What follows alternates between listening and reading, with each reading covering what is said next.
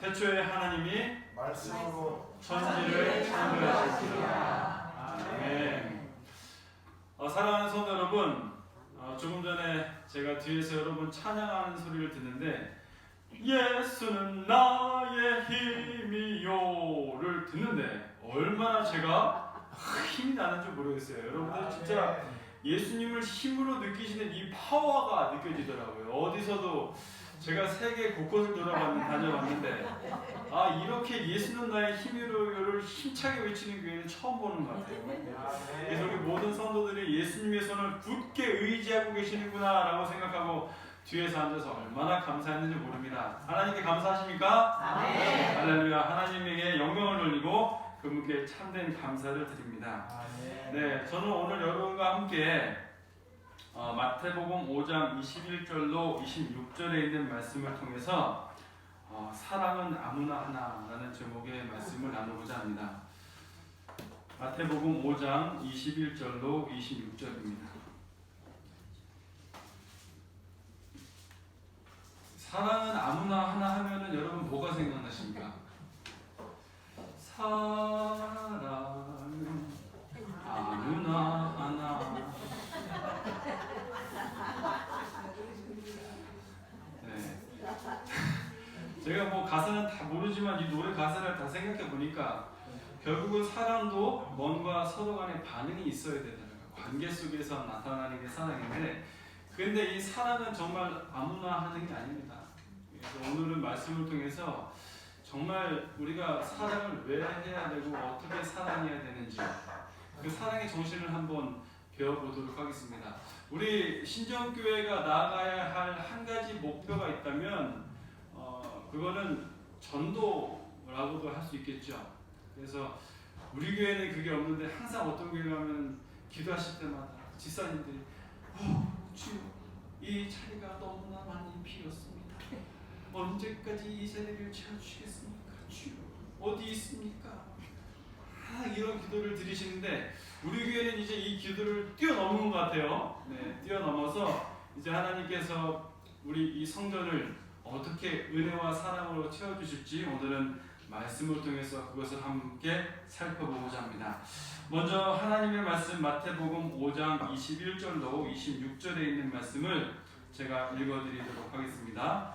신약성경 6페이지 마태복음 5장 21절로 26절에 있는 말씀입니다. 옛사람에게 말한 바 살인하지 말라. 누구든지 살인하면 심판을 받게 되리라 하였다는 것을 너희가 들었으나 나는 너희에게 이르노니 형제에게 노하는 자마다 심판을 받게 되고 형제를 대하여 나가라 하는 자는 공회에 잡혀가게 되고 미련한 놈이라 하는 자는 지옥불에 들어가게 되리라. 그러므로 예물을 제단에 드리려다가 거기서 내 형제에게 원망 들을 만한 일이 있는 것이 생각나거든 예물을 제단 앞에 두고 먼저 가서 형제와 화목하고 그 후에 와서 예물을 드리라. 너를 고발하는 자와 함께 길에 있을 때에 급히 사화하고 그 고발하는 자가 너를 재판관에게 내어주고 재판관이 옥리에게 내어주어 옥에 가둘까 염려하라. 진실로 내게 이르노니 네가 한 푼이라도 남김이 없이 다 갚기 전에는 결코 거기서 나오지 못하리라. 네. 여러분 이 말씀은 크게 두 부분으로 나눌 수가 있습니다. 먼저 21절과 22절에 보면 형제에게 대하여 미련한 자라고 하는 사람이 얼마나 큰 죄를 저지르는 것에 대해서 이야기해주고 있고, 두 번째 23절로 26절에는 그와 같이 형제에 대해서 욕하고 미련한 자라고 하는 자들이 어떻게 자신의 삶을 수정해야 하는지를 말해주고 있습니다. 여러분 이 말씀을 보면 참 엄청난 기별이 들어있어요. 1절에 보시면 21절에 보시면 옛 사람에게 말한 바 살인하지 말라. 살인하면 심판을 받게 되리라 라고 했는데 들었으나 22절에 보면 나는 너희에게 이르노니 살인하는 자는 심판을 받게 되었다는 말을 너희가 들었지만 나는 너희에게 이른다. 이 살인하는 것보다 어떻게 보면 똑같거나 더 큰 죄가 있는데 그것은 뭐냐면 바로 형제에게 노하는 자마다 심판을 받게 되고 형제를 나가라 하는 자는 공회에 잡혀가게 되고 형제를 미련한 놈이라고 하는 자는 지옥불에 들어가리라 라고 말씀하고 있어요. 무서운 말씀이죠. 그냥 형제에 대해서 아이 저 사람 미련한 사람, 아이 저 사람 또 왜 저래, 아유 저 고집불통, 말하는 지혜롭지도 못하고 자기 뜻대로만 하고 이렇게 형제에 대해서 욕하고 나쁜 사람이라고 하는 것에 대해서 예수님께서는 이것을 살인하는 죄와 버금가는 죄로 말씀을 하고 계신다는 것입니다. 그렇기 때문에 예수님은 특별히 권면을 주시기를 예배를 드리기 전에는 반드시 내 형제에게 원망들을 일이 있거든 서로 용서하고 사하라고 기록을 하고 계십니다. 그렇기 때문에 뒤에 있는 말씀에도 보면 십계명 맨 마지막 부분에 너희가 사람의 잘못을 용서하면 너희 하늘아버지께서도 너희 잘못을 용서하시려니와 너희가 사람의 잘못을 용서하지 아니하면 너희 아버지께서도 너희 잘못을 용서하지 아니하시리라 기록하고 있습니다. 자, 그러면 성도 여러분, 이 형제에게 진짜 저 인간은 미련한 인간이야. 저 미련한 놈. 진짜 답답해 죽겠어. 진짜 나 저 사람하고 진짜 1분 1초라도 있기 싫어. 막 그런 마음이 들잖아요. 저도 그런 경우가 있는데 여러분, 그렇게 형제에 대해서 화가 나거나 욕을 하거나 이런 것이 왜 그렇게 중대한 죄일까요? 그 이유는 바로 하나님께서 미련한 사람이라고 욕하는 그 형제도 창조하셨기 때문입니다. 근데 하나님이 사람을 어떻게 창조하셨냐면 그분의 형상과 모양대로 창조하셨어요. 다른 말로 하면 지금 이 자리에 앉아있는 저를 포함한 우리 모두는 누구의 형상을 닮은 사람이에요? 하나님의 형상을 닮은 사람이에요. 자, 누가 내 자식을 욕했어요. 우리 지금 자녀 있는 집이 우리 김순영 집사님, 옆에 우리 경우 형제가 앉아있는데 누가 경우 형제를 욕하는 거예요. 화나고 욕하면 누구한테 욕하는 거나 똑같은 기분 들어요. 부모한테 욕하는 거나 똑같은 거. 자, 경우 형제 이런 경험 해봤는지 모르겠지만 누군가가 내 부모를 욕하면 어떤 기분이 들어요? 안 좋죠. 왜 안 좋아요? 나한테 욕한 거랑 똑같은 거예요. 그것보다 더 심한 거예요. 그렇기 때문에 내가 내 옆에 있는 형제를 욕하거나 화내거나 그를 미련하다고 놀리거나 비난하는 것은 누구를 비난하는 거랑 똑같은 거예요. 하나님을 비난하는 거랑 똑같은 거예요. 하나님을 비난하고 하나님을 욕하는 사람이 하나님과 함께 살 수 있을까요? 없을까요? 없게 됩니다. 누군가를 비난하거나 용서하지 못하는 사람은 지금 그의 마음속에 하나님의 성품이 자리 잡고 있지 않은 거예요. 그렇기 때문에 하나님께서는 형제에 대하여 화를 내요. 형제에 대하여 미련한 자라고 합니다. 형제에 대하여 나쁜 놈이라고 하는 사람에 대해서 이렇게 무서운 말씀을 하신 것입니다. 자, 그럼 여러분, 여기서 보면 형제에게 노하는 자라고 기록이 되어 있는데, 자, 형제가 누굴까요? 여기서 예수님이 말씀하시는 형제가 누구일까요? 우리 함께 히브리서 2장 11절 말씀을 보시도록 하겠습니다. 히브리서 2장 11절 말씀입니다. 신약성경 354페이지 히브리서 2장 11절 말씀.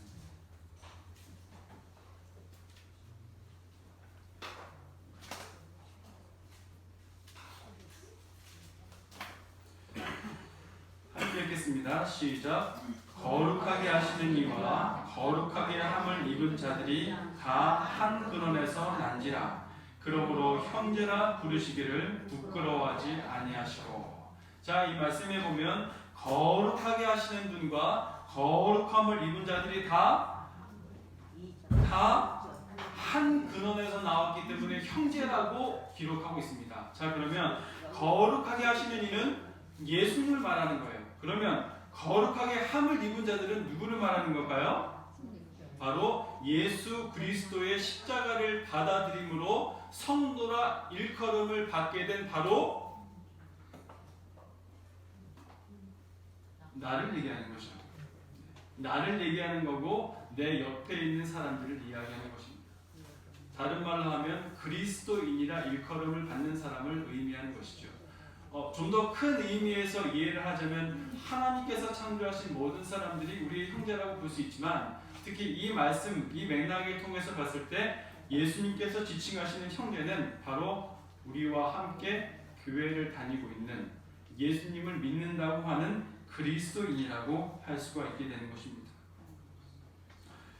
예수님께서는 이 말씀을 보면 그렇게 거룩함을 입은 사람들 모두가 하나님께로부터 나서 하나님을 아는 사람들을 형제라 부르시기를 부끄러워하지 않는다라고 기록하고 있습니다.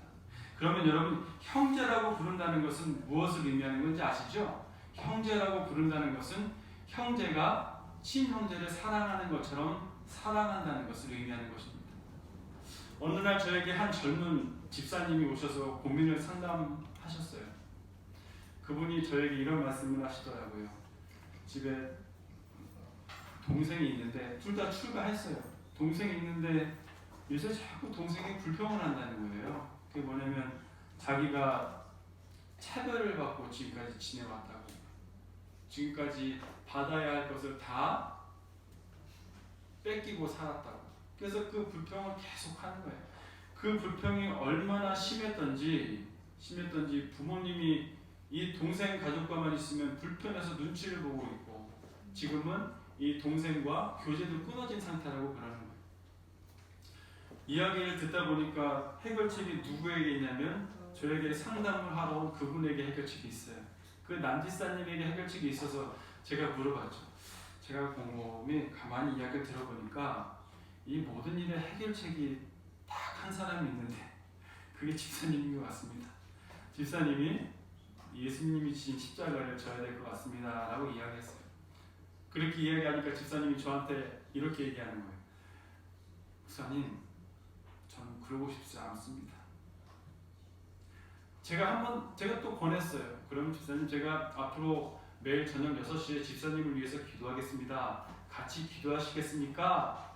물어봤더니 대답을 못해요. 그냥 이렇게 사는 게 편하대요. 그런데 나중에 기도할 즈음에 그가 제 앞에서 펑펑 눈물을 흘렸습니다. 자, 이 남집사님이 제 앞에서 왜 눈물을 흘렸을까요?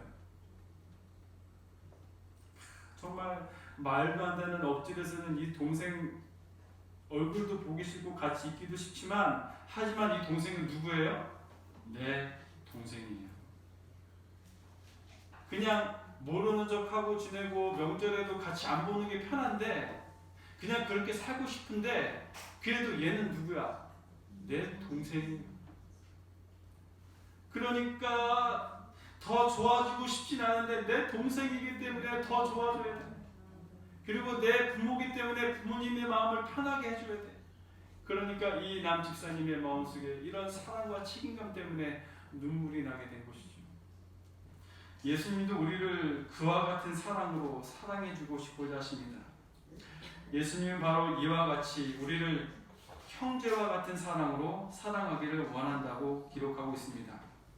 그리고 예수님은 우리를 형제라고 부르기를 부끄러워하지 않는다고 하시니 성도 여러분, 이 얼마나 기쁜 일입니까? 왜냐하면요, 저와 우리는 친형제도 제대로 사랑할 수 없는 사람들이잖아요. 뭐 여러분까지 갈 필요 없어요. 저도 그래요. 제게 형이 2명 있는데 참 안타깝게도 저도 형들을 조건적으로 사랑하더라고요. 형들의 어려움을 다 받아주고 싶은데 그게 저한테 득이 되지 않으면 지쳐버려요. 사랑을 제대로 못하죠. 우리는 같은 배에서 나온 친형제도 제대로 사랑할 수 없는 사람이라고 인정해야 할 것입니다. 오늘 본문의 말씀을 보시면 형제를 미련하고 무식한 사람이라고 또한 악한 사람이라고 말을 하면 심판을 면하지 못한다고 기록이 되어 있습니다. 이 말씀을 다른 말로 이해를 하면 내 형제를 내 몸과 같이 사랑하라는 말인 것입니다. 예수님께서는 내가 너희를 사랑한 것 같이 너희도 서로 사랑하라 라고 말씀하셨습니다. 근데 여러분, 우리가 조금 전에 히브리서 2장 11절을 살펴보셨는데 이 말씀에는 굉장히 흥미로운 말이 하나 있어요. 그것은 무엇이냐면 예수님이 형제라 부르시기를 부끄러워하지 않는다고 그렇게 기록이 되어 있습니다. 자, 여러분, 예수님께서 왜 형제들을 부끄러워하지 않으셨을까요? 그에겐 다른 말로 하면 형제들을 부끄러워할 이유가 예수님에게 있었다는 거예요. 예수님이 이스라엘 백성들을 부끄러워할 이유가 있었습니까? 있었죠. 많았죠. 예, 이스라엘 백성들 한마디로 하면 고집불통 아나무인, 그냥 꽉꽉꽉꽉 그냥 다 막혔어요. 그냥 이스라엘 백성들 이리로 가, 왼쪽으로 가라고 하면 오른쪽으로 가고, 오른쪽으로 가라고 하면 왼쪽으로 가고, 그렇잖아요. 참 죄를 짓고 나서부터 끊임없이 하나님이 선지자들과 사사들과 예수님까지 보내셔서 그들의 길을 돌이키려고 했는데 결국 돌아오지 않았어요. 사랑하기 위해서, 구원하기 위해서 오신 예수님을 결국 그들은 십자가에 못 박게 되었습니다. 그렇기 때문에 이스라엘 백성들은 예수님에게 부끄러워할 존재 이상이에요. 예수님에게 있어서 어떻게 보면 복수해야 할 대상이라고도 볼 수 있는 게 바로 이스라엘 백성이었습니다. 그런 이스라엘 백성들을, 그런 형제들을 예수님은 형제라고 부르기를 부끄러워하지 않았다고 기록하고 있는 것입니다. 자, 예수님이 이렇게 부끄러워해야 하고 복수해야 될 사람을 부끄러워하지 아니하시고 복수하지 아니하시고 오히려 형제라고 부르시면서 사랑하셨다면, 자, 사랑하는 신정교회 성도 여러분, 저 여러분은 어떻게 해야 할까요? 고린도후서 5장 14절로 15절 말씀을 함께 보시도록 하겠습니다. 고린도후서 5장 14절로 15절에 보시면 예수님께서 우리를 대신하여 십자가에 달려 돌아가신 그 이유가 기록이 되었습니다.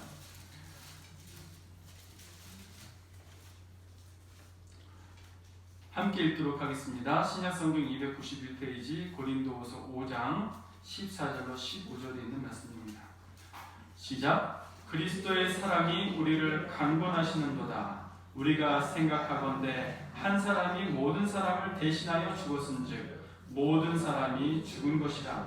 그가 모든 사람을 대신하여 죽으심은 살아있는 자들로 하여금 다시는 그들 자신을 위하여 살지 않고 오직 그들을 대신하여 죽었다가 다시 살아나신 이를 위하여 살게 하려 함이라. 여러분, 이 말씀을 통해서 우리가 알 수 있는 것은 예수 그리스도께서 우리를 대신하여 십자가에 달려 돌아가신 이유는 오직 하나예요.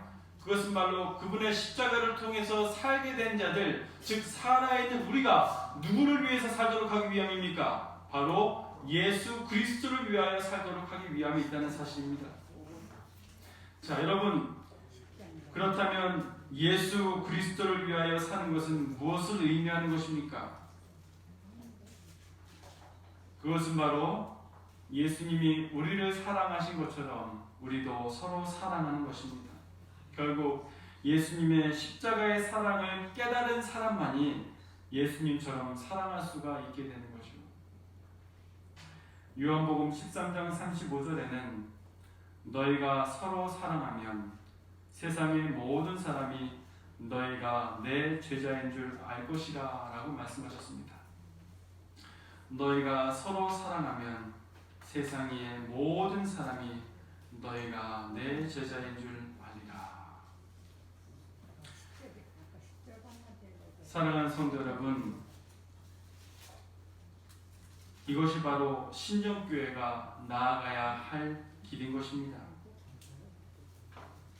우리가 서로 사랑할 때 예수님도 우리를 형제라고 부르실 수가 있게 되는 것입니다. 또한 우리가 서로 사랑하면 우리가 그토록 원하던 전도도 해결되는 것입니다. 말씀에 기록이 되어 있잖아요. 너희가 서로 사랑하면 모든 사람이 너희가 내 제자인 줄 아리라. 그렇기 때문에 성도 여러분, 신정교회에 사람이 적다고 해서 전도가 안 된다고 해서 걱정할 필요가 있습니까? 없습니까? 없습니다. 오늘 이 시간에 저와 여러분과 우리 모두에게 들려주신 이 말씀에 귀 기울이고 순종한다면 전도에 대한 부담감은 기쁨으로 변할 것입니다. 그것은 바로 예수님께서 우리를 사랑하신 것처럼 우리도 서로를 사랑해야 하는 것입니다. 여러분, 혹시 내 마음속에 지금 이 말씀을 들을 때 부담이 되는 분이 계십니까? 지금 이 말씀을 들을 때 내 마음속에 혹여나 내가 미련한 사람이라고 했던 사람이 있습니까? 혹여나 내가 나아가라고 했던 사람이 있습니까? 혹여나 내가 이 사람 때문에 화가 난 사람이 있습니까? 내가 이 사람을 차마 형제라고 부를 수 없는 사람이 있습니까? 그렇다면 사랑하는 성도 여러분, 십자가에 우리를 위해 달려 돌아가신 예수님이 저와 여러분을 형제라 부르기를 부끄러워하지 않으신다는 사실을 꼭 기억하시게 되길 바랍니다. 우리 속에 이 사랑이 회복될 때 하나님께서는 우리 성전을 주님의 사랑으로 채우시고 많은 성도들로 채우실 것이라는 사실을 저는 확신합니다. 자, 사랑은 아무나 하나. 우리가 항상 바라고 기도하는 참 사랑은 그야말로 아무나 하는 것이 아닙니다. 나를 형제라 부르기를 부끄러워하지 않고 오히려 나를 위해서 자신의 모든 것을 희생한 그 예수님의 사랑을 깨닫고 받아들인 사람들만이 할 수 있는 특권이 바로 이 참 사랑인 것입니다. 이 시간 이와 같은 사랑을 하기로 마음에 결심하시는 분은 다시 한번 눈을 감고 예수님의 보혈을 바라보심으로 정말 그들을, 내 마음속에 부담감을 주는 그 사람들을 부끄러워하지 않고 오히려 사랑하게 되고 참 형제처럼 사랑할 수 있게 해달라고 여러분 회개의 기도를 하나님께 올리시게 되기를 간절히 바랍니다. 이와 같이 우리 신정교회 하나님의 참 사랑이 충만히 넘치는 교회가 되길 바랍니다.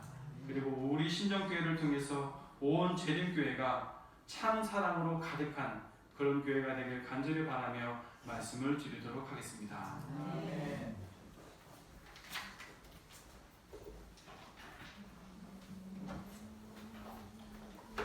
함께 일어서셔서 찬미 부르시겠습니다.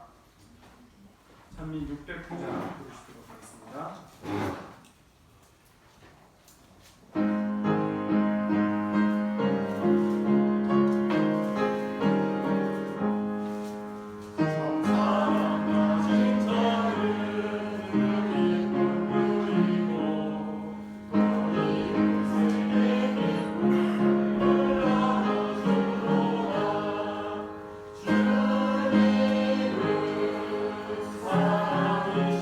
사랑이시로니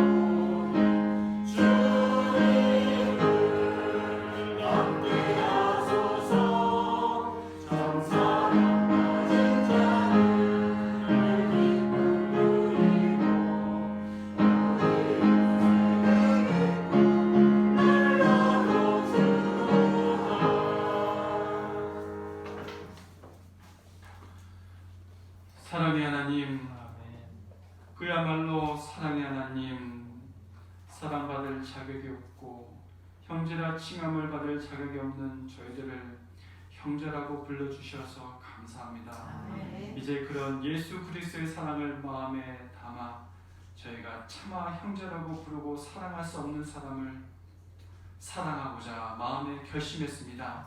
그러니 사랑하는 하나님 아버지의 정말 다함없는 크신 사랑과 새롭게 하시는 창조의 능력과 예수 그리스도의 보혈의 정결케 하시는 능력이 우리들의 마음을 정결케 해주시고 또 성령 하나님의 능력으로 매일 매순간마다 사랑함에 있어서 시험을 당하는 저희들의 그 길을 굳건하게 인도하여 주시기를 예수 그리스도의 이름으로 간절히 축원하나이다. 아멘.